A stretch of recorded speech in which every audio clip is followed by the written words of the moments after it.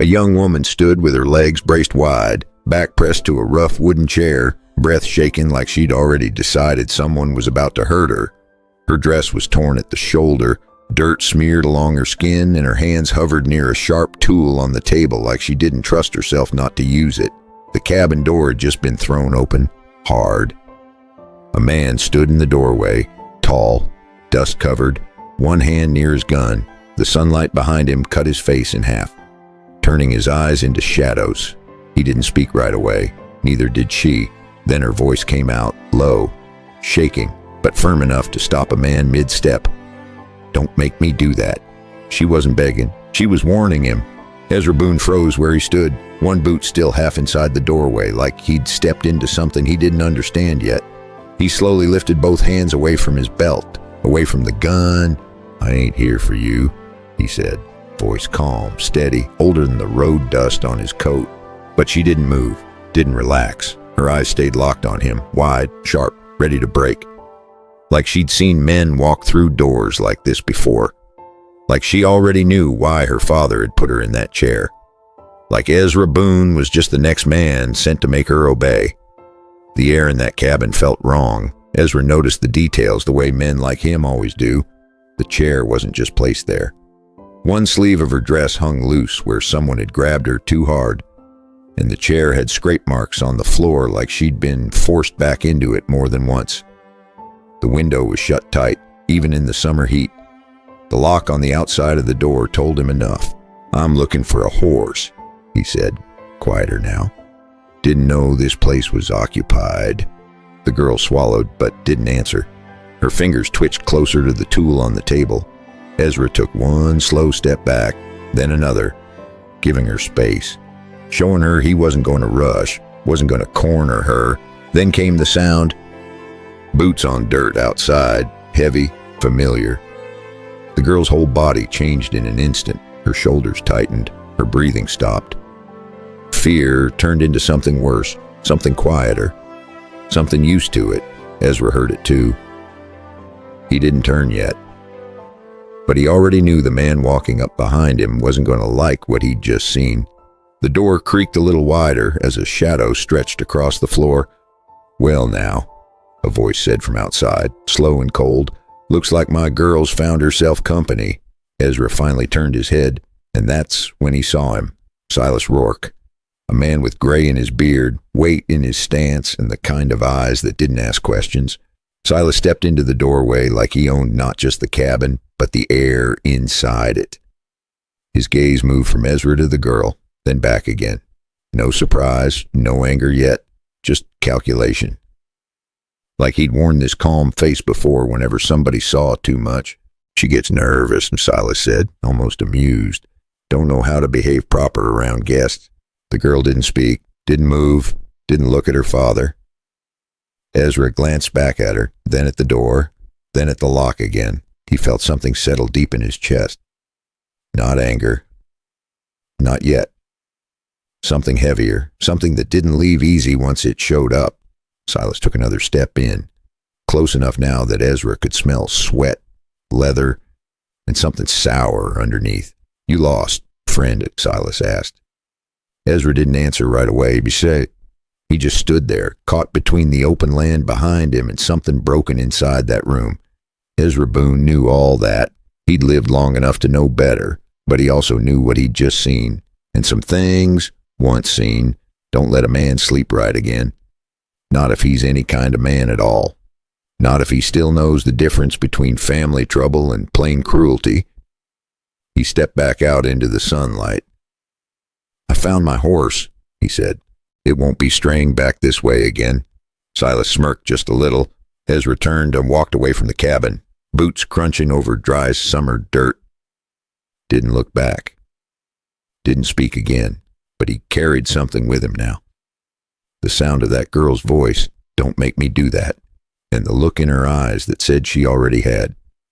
The question is this: when a man like Ezra Boone walks away from something like that, does he really leave it behind? Or is that the moment everything starts to burn? Ezra Boone walked down that dusty stretch of road like a man trying to leave something behind him. But the valley didn't let go easy. The sun was still high over Bitterroot. heat rising off the ground in slow waves, and every step he took only made that girl's voice louder in his head. Don't make me do that. He'd heard fear before. He'd heard anger, too. That wasn't either. That was the sound of somebody pushed too far, too many times, and once a man hears that, the road ahead stops feeling simple. He let out a slow breath, then shook his head like he could clear it. Out here. You didn't step into another man's house. Didn't matter what you thought you saw. Didn't matter what you felt. That rule kept men alive, and it kept them out of trouble they couldn't finish. He started walking again, made it all the way into Stevensville by late afternoon. He tied his horse outside the general store and stepped in. The shopkeeper, an older man with a tired face, gave him a nod. Ezra nodded back, picked up a tin cup, turned it in his hand like he actually needed it. He didn't. You know a man named Rourke? Ezra asked, casual. The shopkeeper didn't answer right away. That told him enough. Most folks do, the man said finally. Depends what you're asking. Ezra set the cup down. He's got a place out past the creek, cabin off to the side. The shopkeeper gave a short breath through his nose. Yeah, that sounds like him. Ezra leaned one elbow on the counter. He always keep that side cabin locked from the outside. That did it. The man's eyes flicked up, then away. Best not go poking around in another man's business, he said. It wasn't harsh, just tired, like he'd said it before. Ezra gave a small nod. He'd expected that answer, and he didn't like it. He stepped out, walked across the street to the saloon. Not for a drink, just for ears. Inside, a few men sat at tables, hats low, voices quiet. He took a seat near the wall, ordered something cheap. Let the room settle around him. It didn't take long. Rourke's name came up without him asking. Mean bastard. Pays his debts, though. Heard he's lining up a deal with Voss. That old widower? Yeah. Wants the girl. Ezra didn't move, didn't look up. But every word landed, so it wasn't just what he saw, it was worse. A girl locked in a room, and a father planning to hand her over like livestock. Not a marriage, not in any honest sense. A debt trade with a Bible face painted over it. One of the men noticed him listening. You ain't from around here, he said. Ezra took a slow sip, set the glass down. Just passing through. The man shrugged. Then keep passing. A few quiet chuckles followed. Not mean, just the kind that said nobody here was going to stick their neck out. Ezra stood up, left the money on the table, and walked out without another word. The sun was starting to drop now, long shadows stretching across the road. He untied his horse and stood there a long moment with the reins in his hand, but he kept hearing her voice, and by sundown he had a water flask, 2 pieces of bread, and a folded rag tied into a small bundle. When night settled over Bitterroot, Ezra Boone was already riding back toward the Rourke land. He didn't go to the main house, didn't go near the barn. He circled wide, kept to the trees, moved like he'd done 100 times in places where he didn't belong. When he got close enough, he slipped down, walked the rest of the way. Quiet. Careful. He didn't knock. Didn't call out. He just left that small bundle near the back fence, right where someone inside might see it come morning. Then he stepped back into the dark. He should have left then, but he didn't. He stayed just long enough to hear something, a dull thud from inside the cabin, then another, then silence. Ezra's jaw tightened. He didn't move closer, didn't rush in. Not yet, because now he knew one thing for certain. That girl wasn't just scared, she was running out of time. And the next time that door opened, it wasn't going to be an accident anymore. Ezra didn't sleep that night, not the way a man sleeps when his mind is clear. He lay back against a tree a little ways from the Rourke land, hat tipped low, eyes half shut. But every sound carried too far. Wind through dry grass, a loose board knocking somewhere. And once, in the middle of the night, a short, sharp sound from the direction of that cabin. Not loud, not long, but enough to make a man sit up and stare into the dark. He knew it wasn't his place. He also knew he was still there when morning came. Same spot, same direction, same problem. The sun hadn't climbed high yet when he saw movement. The cabin door opened. Ada stepped out. Slow. Careful. Like she expected someone to grab her back at any second. She spotted the bundle near the fence almost right away. Paused. Looked around. No one. She moved to it quick, grabbed it, held it close like it might disappear. For a moment, Ezra thought she might run. Just take off across the field and not look back, but she didn't. The horse pen sat open and empty. The road was bare, and her father could track a frightened girl faster than fear could carry her. She looked toward the empty horse pen, then back at the road, and chose the only safety she knew for now. So she took the water, the bread, and the knife, then slipped back inside. People like her learned early that running without a real chance just got you caught harder. A second later, the door shut again. Silence again. Ezra let out a breath he didn't realize he was holding. But sometimes the first crack in fear is finding out the world still holds one man who sees what's happening and doesn't look away. He waited another hour, then turned his horse toward the north trail, forced himself to ride away. He made it maybe 3 miles. That was it. 3 miles of dust, heat, and that same voice in his head. He stopped his horse so sudden the animal tossed its head. To hell with it, he muttered. He turned back. This time, he didn't go quiet, didn't circle wide. He rode straight up the main path toward the Rourke place like a man done thinking. Silas saw him coming, stepped out from the shade of the barn, wiping his hands on a rag, like he'd been expecting trouble sooner or later. Ezra didn't get off his horse right away. Just sat there a second, looking at him. Then he swung down, slow, steady. I ain't here to cause a mess, Ezra said. Silas gave a small smile that didn't reach his eyes. That right, Ezra nodded once. You're fixing to marry that girl off to Voss. Not a question. Silas didn't deny it. Man's got land, he said. Got stock, needs a wife. I got a daughter who needs direction. Ezra looked past him, toward the cabin. That's not direction. Silas's smile faded a little. Careful, he said. Ezra stepped closer. Let her go, he said. Simple, no speech, no anger in his voice. Just a line drawn. Silas studied him for a moment, like he was measuring how much this stranger was worth. Then he laughed, short, dry. You rode all the way back here for that, he said. You must be lonelier than you look. Ezra didn't react, didn't rise to it. She's my blood, Silas went on. My house, my say. He took a step closer now, close enough that the space between them felt tight. You ever raise a family, Boone? He added, voice lower now. You'll learn things ain't as simple as you want them to be. Ezra held his ground. Maybe, he said, but I know what a locked door looks like. That did it. Something shifted in Silas's face. Not loud, not wild. Just a quiet decision. He swung first, fast, hard. Ezra took the hit, stumbled half a step, then came back just as quick. The two men collided in the dirt, boots sliding, fists landing heavy and close.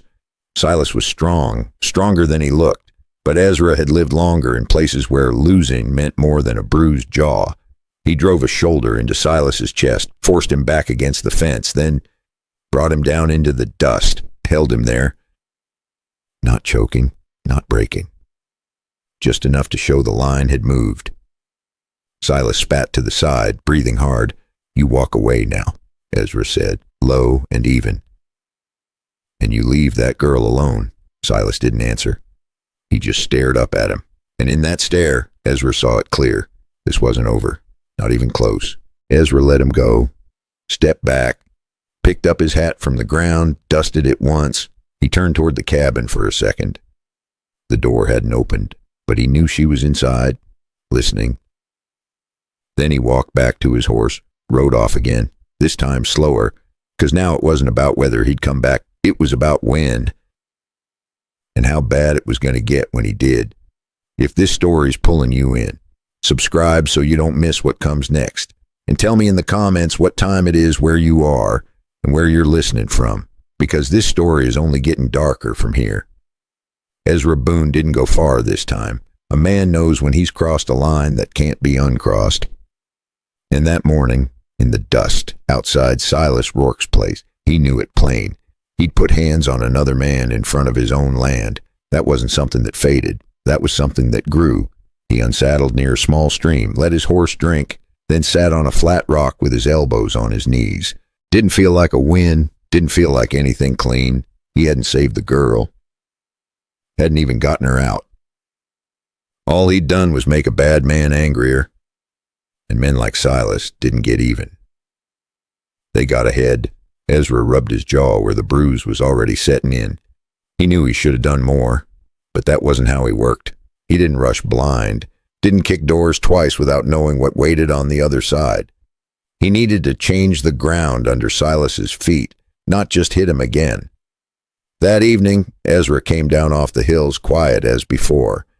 But this time he wasn't looking at the cabin first, He was watching the barn, watching the men. Silas wasn't alone anymore. 2 extra hands moved around the place now. Rough-looking, both of them, not hired help. More like men who stuck around when trouble paid. Ezra watched how they moved. One stayed near the tack room, the other drifted between the barn and the main house. Neither went near the cabin. That told him something. Silas didn't trust them with the girl. Good. That meant there was still a line even a man like him wouldn't cross with outsiders. Ezra waited until dark settled in. Then he moved. Not toward the cabin. Not yet.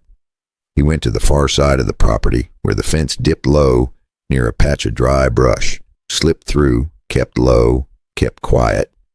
He headed straight for the barn. Inside. The smell of hay and horse sweat hung thick in the air. A lantern burned low on a hook. No one inside. Ezra moved fast, not reckless, just certain. He found the small lockbox near the tack wall. The kind men used to keep papers dry and out of sight. Didn't bother trying the key. He cracked it open with the butt of his knife. Inside were folded papers, and 2 papers that stood out right away. One was a marriage agreement with Ada Rourke's name and Harlan Voss's name on it, signed by Silas, and not by her. The other was older, uglier, and plainer. A debt note showing Silas owed Voss more than he could pay before summer's end. Together. They said exactly what Silas would never dare say out loud in front of decent men. That was something the town couldn't ignore once it saw both pieces together. He folded the papers and slipped them inside his coat. Closed the box just enough to look untouched. Then he heard footsteps. Heavy. Coming in fast. No time to hide proper. Ezra stepped into the shadow behind a stall just as one of the men pushed the door open. The man paused, looked around, then walked in a few steps and stopped near the broken box. Ezra stayed still, one hand closing around his knife inside the dark. If the man took 2 steps more, the whole thing would turn bloody and loud. The man spat on the ground, muttered something under his breath, then turned back out. Door shut. Silence again. Ezra waited a full minute before moving. Then he slipped out the back of the barn and back into the dark. He didn't go to the cabin. Not yet. Because now he had something better than fists. He had proof. But proof only mattered if it was seen, and Ezra Boone wasn't planning to whisper this truth. He was going to drag it out where every man in Stevensville could hear it. Back in the cabin, Ada sat on the floor, back against the wall, hands folded tight in her lap. She'd heard the fight earlier. Heard her father hit the ground, heard Boots walk away, and for the first time in a long while, she didn't feel alone in that room. But she also knew her father, and silence from him never meant peace, Bolsh. It meant he was thinking. She looked at the door, at the lock she knew was still there on the outside, then down at her hands. They weren't shaking anymore. Not like before. Something had changed to not hope. Not yet. But something close to it. She started watching her father differently after that. Where he put his keys. Which bottle he reached for when he wanted courage. which lies he told first when he felt cornered. Outside, Ezra reached his horse and pulled himself into the saddle. He didn't head for town. Not tonight. He rode along the edge of the valley instead, mind working through what came next. Taking those papers was one thing. Using them right was another. If he took them to one man in private, Silas would call him a thief and bury the truth by supper. If he waited too long, Ada might not get another chance, so the truth had to be hauled out in public, where every man who had looked away would be forced to look straight at it. Ezra Boone had stepped into this now, no turning back, and the next move he made wasn't going to scare just one man. It was going to shake the whole valley. The only question was this: would Ada still be alive when that moment came? Ezra knew papers in a coat pocket would never save Ada Rourke. Truth had to be spoken where cowards could hear it. Morning came hot and fast over Stevensville. Dust was already lifting off the main road before most men had finished their first cup. That was the kind of day Ezra Boone had been waiting for. Busy, loud, full of eyes that usually looked the other way. He rode in just after sunup, hat low, coat still carrying the smell of horse and night air. Didn't stop at the saloon. Didn't go to the store. He rode straight to the open yard where men were gathering for a horse trade. Wagons lined up, buyers talking low, hands checking teeth, hooves, muscle, and right there, near the center, stood Silas Rourke, clean shirt, boots polished, like a man with nothing to hide. Ezra swung down from his horse, slow, steady mate, and walked right into the middle of it. Didn't raise his voice, didn't rush, but he didn't wait either. Silas, he called out, not loud, but it carried. Men turned. Silas looked up, eyes narrowing just a touch. You again, he said. Ezra stopped a few steps away, reached into his coat, pulled out the folded paper, held it up. This yours. Silas didn't move at first, didn't answer, but the men around them leaned in just enough to feel it. Ezra opened the first paper and read one line clear enough for the men nearest him to hear. Ada Rourke to be given in marriage to Harlan Voss in exchange for settlement of debt. Then he held up the second paper, a debt note. Silas owed Voss money he could not cover before summer's end. That did it. The yard went quiet in a way that only happens when truth hits harder than noise. Silas stepped forward. That's family business, he said, voice tight now. Don't concern you. Ezra nodded once. Maybe not, he said. But locking her up does. A few men shifted, not stepping in, not stepping away, just shifting. That was all it took. Silas saw it too. His jaw tightened. You don't know what you're talking about, he snapped. Ezra didn't argue, didn't raise his tone. He just reached back into his coat and pulled out the rest. More papers, more names, more marks, all laid out plain. You got folks owing you, Ezra said. That's your business. He let the papers hang in the air a second. But you ain't got the right to trade a girl like cattle. Now the murmurs started, low, uneasy. A few men stepped closer to see the papers for themselves. That mattered, because once they saw Voss's debt note beside Ada's name, nobody could honestly call it simple family business anymore. That's when Silas made his move, fast, angry. He grabbed Ezra by the front of his coat and drove him back a step. You think you're some kind of hero, Silas said, voice sharp now. You think walking in here makes you right. Ezra didn't fight it, didn't swing first, not yet. He just looked at him, calm, too calm. No, he said. I think folks already knew. That line hit harder than any punch because it was true. Every man standing there had heard something, seen something, ignored something. Silas felt it slipping, that control he'd built, that silence he'd depended on. And men like him don't lose quiet, they break it. He swung, hard, caught Ezra across the jaw. The sound cracked through the yard. Ezra staggered, then came back, and this time, he didn't hold back. The two men crashed into each other, boots digging into dried dirt, fists landing heavy and close. No wasted motion, no show. Just two men settling something that had been building too long. One of Silas's hired hands rushed in. Ezra dropped him with a single turn and a short strike to the gut. The other hesitated. That was enough. Silas tried to pull back, reach for something at his belt. Ezra saw it coming. Stepped in, drove him down into the dirt, hard, held him there, not wild, not brutal, just enough to end it, breathing heavy. Silas spat blood into the dust. "You don't walk out of this," he growled. Ezra leaned closer, low enough only he could hear.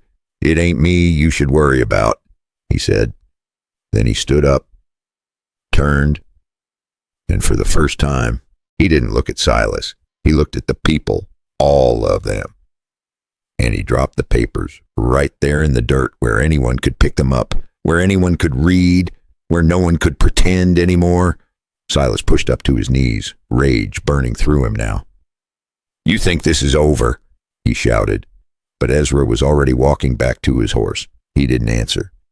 Because something had changed. Not in the fight, not in the dust, in the eyes watching. And that was the part Silas couldn't control anymore. That was what scared the valley. Not that Ezra Boone could fight. Plenty of men could fight. What scared them was that he had dragged a locked room into open daylight and made every bystander answer to what they already knew. Ezra rode out of Stevensville without looking back, but he knew one thing for certain. Silas wasn't done, not by a long shot. And a man like that, when he runs out of ways to hide, he goes back to the one place he still has control, that cabin, and the girl inside it. The question now is not whether Silas will come for Ada. It is what he's willing to do to make sure no one ever hears her speak again. Silas Rourke didn't wait. Men like him never do when they feel the ground slipping under their boots. By the time the dust settled in Stevensville, he was already riding hard back toward that cabin, not to fix anything, not to talk, to end it. Ezra Boone knew it too. He didn't push his horse. He didn't need to. A man who's lived long enough learns when the storm is ahead of him, not behind. By the time he reached the Rourke land, the sun was low and the air had gone still in that way it does right before something breaks. The cabin door was open. That was the first sign. The second was the silence. Ezra stepped down slow, boots hitting dry ground, eyes scanning everything at once. Then he heard it. A voice inside, low, tight.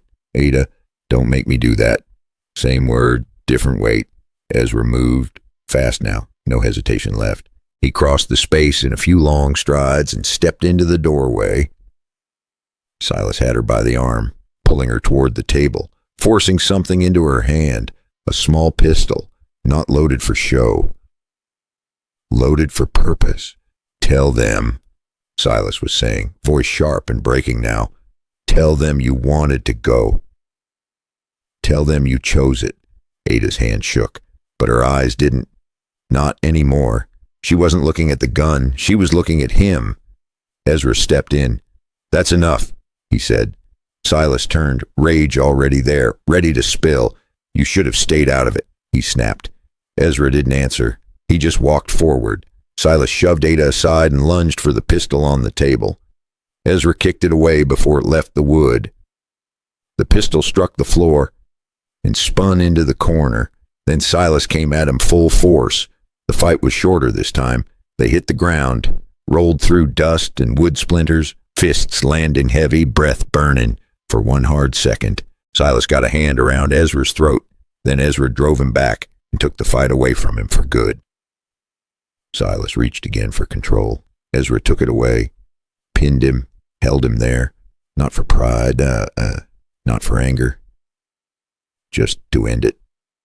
Behind him, Ada stood still beside the table. Her hand was still half raised from where Silas had forced the pistol into it, but she wasn't shaking anymore. The gun lay on the floor where Ezra had kicked it away. Then she stepped past her father without asking permission. That may not sound like much to some men, but for Ada Rourke, it was the first free step of her life. Outside, voices started to gather. Men from town, men who had followed the dust, followed the noise, followed the truth, whether they liked it or not.